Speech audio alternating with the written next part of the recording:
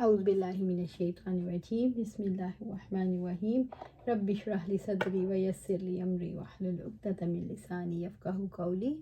ام سلمہ رضی اللہ تعالیٰ عنہ سے روایت ہے، انہوں نے فرمایا میں آپ صلی اللہ علیہ وآلہ وسلم کے ہمراہ ایک منقش چادر میں تھی کہ مجھے حیض آنے لگا۔ میں جلدی سے نکل گئی اور حیض کے کپڑے پہن لیے تو آپ صلی اللہ علیہ وآلہ وسلم نے فرمایا تمہیں کیا ہو گیا ہے؟ کیا تمہیں حیض آنے لگا ہے؟ میں نے عرض کیا جی ہاں۔ پھر میں آپ کے ساتھ چادر میں داخل ہو گئی، نیز وہ آپ صلی اللہ علیہ وسلم ایک ہی برتن میں غسل کر لیتے اور آپ ان کو بوسہ دیتے حالانکہ آپ روزے سے ہوتے۔ روزے دار کا غسل کرنا۔ عبداللہ بن عمر رضی اللہ تعالیٰ عنہ نے اپنا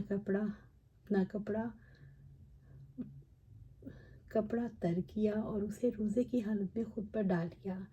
امام شعبی بحالت روزہ حمام میں داخل ہوئے۔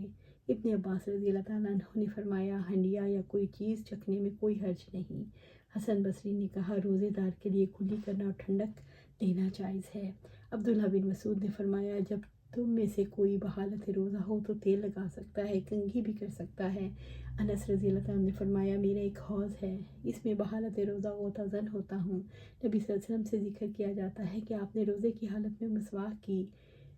ابن عمر رضی اللہ تعالیٰ عنہ نے فرمایا دن کے پہلے اور آخری حصے میں مسواک کر سکتا ہے لیکن اپنے تھوک کو نہ نکلے۔ عطا نے کہا اگر کسی نے تھوک نکلا تو میں نہیں کہتا اس نے روزہ افطار کر دیا۔ ابن سیرین نے کہا تازہ مسواک کرنے میں کوئی حرج نہیں۔ ان سے عرض کیا گیا مسواک کا ذائقہ ہوتا ہے، انہوں نے فرمایا پانی کا بھی ذائقہ ہوتا ہے حالانکہ تم اسے کلی کرتے ہو۔ انس رضی اللہ تعالیٰ عنہ، حسن بصری اور حضرت ابراہیم روزے دار کے لیے سرما لگانے میں کوئی حرج محسوس نہیں کرتے۔ عائشہ رضی اللہ تعالیٰ عنہ سے روایت ہے، انہوں نے فرمایا نبی صلی اللہ علیہ وسلم کو رمضان المبارک میں احتلام کے بغیر صبح کے وقت غسل کرنے کی ضرورت ہوتی تو آپ غسل فرماتے اور روزہ رکھتے۔ ابو بکر بن عبد الرحمن سے روایت ہے، انہوں نے کہا میں اور میرے والد گرامی عبد الرحمن حضرت عائشہ رضی اللہ تعالیٰ عنہ کے پاس حاضر ہوئے تو انہوں نے فرمایا میں گواہی دیتی ہوں کہ آپ صلی اللہ علیہ وسلم احتلام کے بغیر جماع سے بحالت جنابت صبح کرتے پھر روزہ رکھتے۔ پھر ہم حضرت ام سلمہ کے پاس گئے تو انہوں نے بھی اسی طرح فرمایا۔ روزہ دار اگر بھول کر کھا پی لے، عطا نے کہا اگر ناک میں پانی ڈالا اور پانی حلق میں اتر گیا، اگر وہ اسے واپس کرنے پر قادر نہیں تو اس میں کوئی حرج نہیں۔ حسن بصری نے کہا اگر روزے دار کے حلق میں مکھی چلی گئی تو کوئی حرج نہیں۔ بصری اور امام مجاہد نے کہا اگر بھول کر بیوی سے جماع کر لیا تو بھی کوئی حرج نہیں۔ ابو ہریرہ رضی اللہ عنہ سے روایت ہے، وہ نبی صلی اللہ علیہ وسلم سے بیان کرتے ہیں آپ نے فرمایا اگر کوئی شخص بھول کر کھا پی لے تو اس روزے کو پورا کرے کیونکہ یہ اللہ تعالیٰ نے اسے کھلایا پلایا۔ روزے دار کے لیے تازہ اور خوش مسواک استعمال کرنا۔ عامر ربیعہ رضی اللہ عنہ سے منقول ہے، انہوں نے فرمایا میں نے بے شمار دفعہ نبی صلی اللہ علیہ وسلم کو روزے کی حالت میں مسواک کرتے دیکھا۔ ابو ہریرہ رضی اللہ تعالیٰ عنہ نبی صلی اللہ علیہ وسلم سے بیان کرتے ہیں کہ آپ نے فرمایا اگر میں اپنی امت کے لیے گناہ خیال نہ کرتا تو انہیں ہر وضو کے وقت مسواک کرنے کا حکم دیتا۔ اسی طرح کی روایت حضرت جابر اور حضرت زید بن خالد رضی اللہ تعالیٰ عنہ سے بھی نبی صلی اللہ علیہ وسلم سے بیان کرتے ہیں، اس میں روزہ دار اور غیر روزہ دار کی کوئی تخصیص نہیں۔